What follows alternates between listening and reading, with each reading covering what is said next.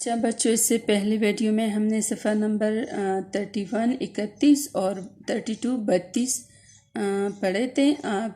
ابھی اس ویڈیو میں ہم صفحہ نمبر 33 یعنی 33 اور 34 پڑھیں گے، ٹھیک ہے؟ اچھا، اس کا کہانی میں آپ نے آگے والی کہانی میں تو آپ لوگوں نے سن لیا کہ لچھو کیا کرتا، وہ اپنے امی کی بات نہیں مانتا اور دوسرے بہن بھائیوں سے بھی کہتا کہ چلو ماجو کسان کے کھیت میں جا کر سبزیاں کھاتے ہیں۔ آگے دیکھیے کہ اس نے پھر کیا کیا، باقی بہن بھائی تو اس کے ساتھ تیار نہیں ہوئے۔ لچھو چپ کے ماجو کے کھیت کی طرف گیا اور لکڑی کے دروازے کے نیچے سے اندر گھس گیا، ٹھیک ہے؟ لچھو جو ہے وہ چپکے سے ماجو کسان کے کھیت کی طرف گیا، ٹھیک ہے؟ یہ دیکھ کر بڑی خوشی ہوئی کہ وہاں کوئی نہیں تھا۔ بس پھر کیا تھا، پہلے اس نے پھلیاں کھائی، پھر گوبھی اور مولیاں، آخر میں اسے گاجریں نظر آ گئی۔ وہ آگے بڑھ کر گاجریں کھانے لگا۔ گاجریں اتنی میٹھی اور مزیدار تھی کہ اسے آس پاس کی معنی ہے ارد گرد، الف رے دال گاپ رے گر دال، ارد گرد کا ہوش ہی نہ رہا، ٹھیک ہے؟ یکایک کی معنی ہے اچانک، الف چلپچا نون کاف، اچانک۔ اس کی نظر ایک بڑے سے جوتے پر پڑی، ٹھیک ہے؟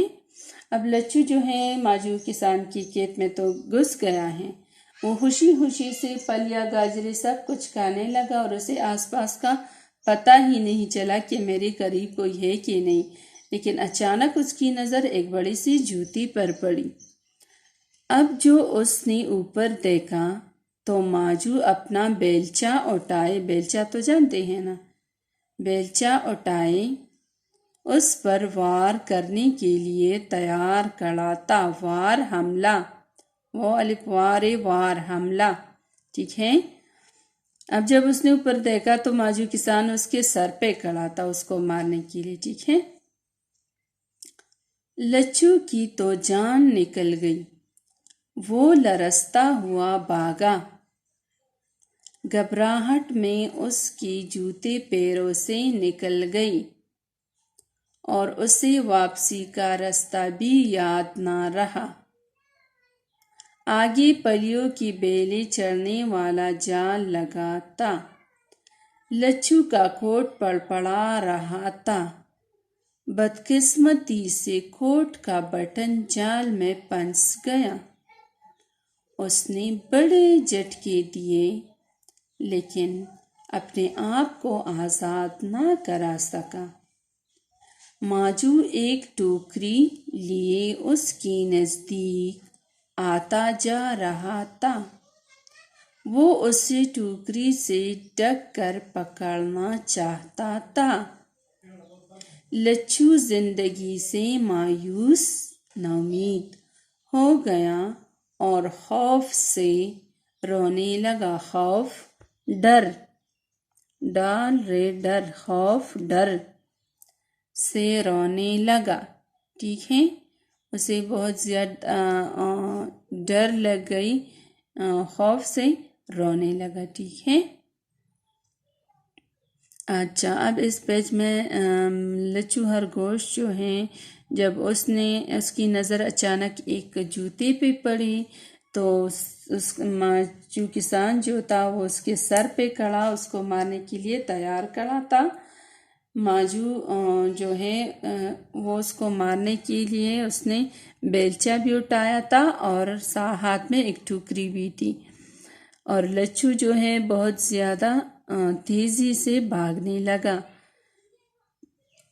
اس کا کوٹ جو تھا وہ ہوا میں بہت زیادہ تیز رننگ کی وجہ سے پڑپڑا رہا تھا کہ بدقسمتی سے اس کی کوٹ کا جو بٹن تھا وہ جال میں پھنس گیا۔ ٹھیک ہے. جب وہ پنس گیا تو لچھو جو ہے ماجو کو اپنے طرف آتے دیکھ کر بہت رونے لگا. ٹھیک ہے، آگے دیکھیے صفحہ نمبر 34 یعنی 34. ٹھیک ہے.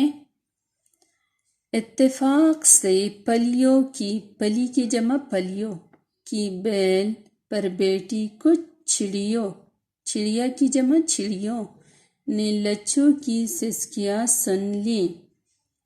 وہ فوراً ساری بات سمجھ گئی. اب چڑیاں جو ہیں وہ بھی یہ سمجھ گئی کہ لچھو جو ہیں وہ ماجو کسان سے ڈر رہا ہے اور وہ اس کے پیچھے لگا ہوا ہے اس کو پکڑنے کے لیے، اس کو مارنے کے لیے. ٹھیک ہے، تو اس لیے اس نے جلدی سے وہ ساری کہانی جو ہے ان کی سمجھ میں آ گئی.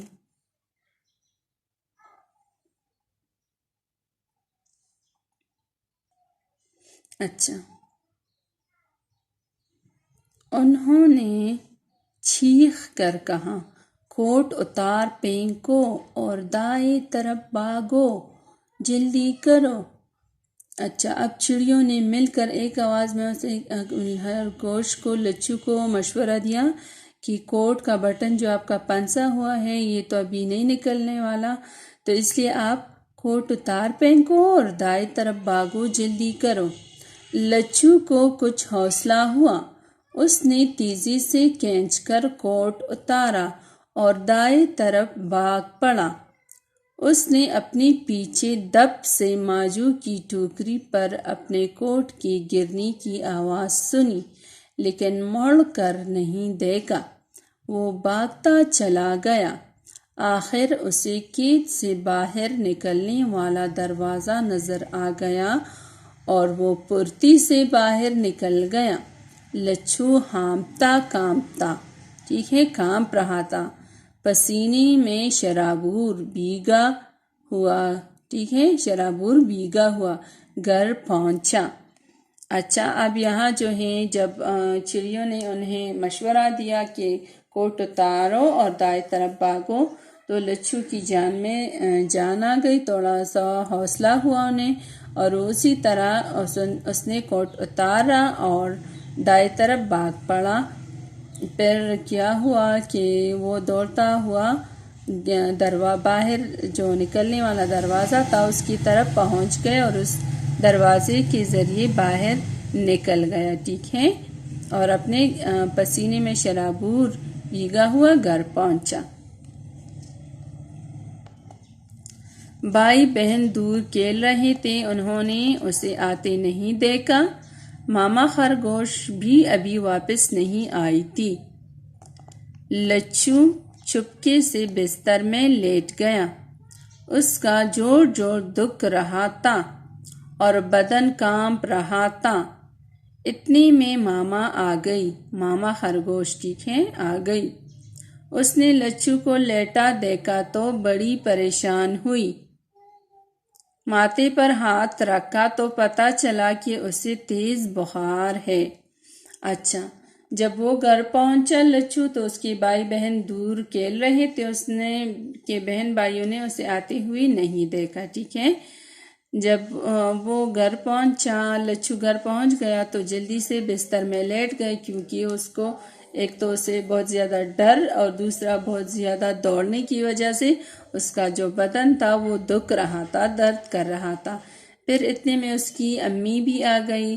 جب اس نے لچھو کو لیٹا ہوا دیکھا تو وہ بہت زیادہ پریشان ہو گئی، فکر مند ہو گئی کیونکہ اسے پتا تھا کہ لچھو اسی بغیر بیماری کے وہ بستر پر نہیں لیٹتا، ضرور اس کے ساتھ کچھ نہ کچھ ہوا ہوگا. جب اس نے اس کے ماتھے پہ ہاتھ رکھا تو پتہ چلا کہ اسے بہت زیادہ تیز بخار ہے. لچھو کئی دن تک بیمار رہا. اس ڈر کی وجہ سے لچھو پھر بہت زیادہ دنوں تک بیمار رہا. صرف کڑوی دوائی کی جمع دواؤں اور سبزیوں کی یخنی پر گزارا کرنا پڑا. وہ باہر جا کر کھیلنے کو بھی ترستا رہا. جب کہ اس کی بھائی بہن روز تازہ سبزیاں کھاتے اور باہر جا کر خوب کھیلتے. ٹھیک ہے، یہ اس کی سزا تھی کہ اس نے اپنی امی کی بات نہیں مانی، تو اس لیے اسے صرف دوائی اور سبزیوں کی جو یخنی تھی اس پہ گزارا کرنا پڑا، اور پھر وہ باہر بھی نہیں جا سکتا تھا. ٹھیک ہے.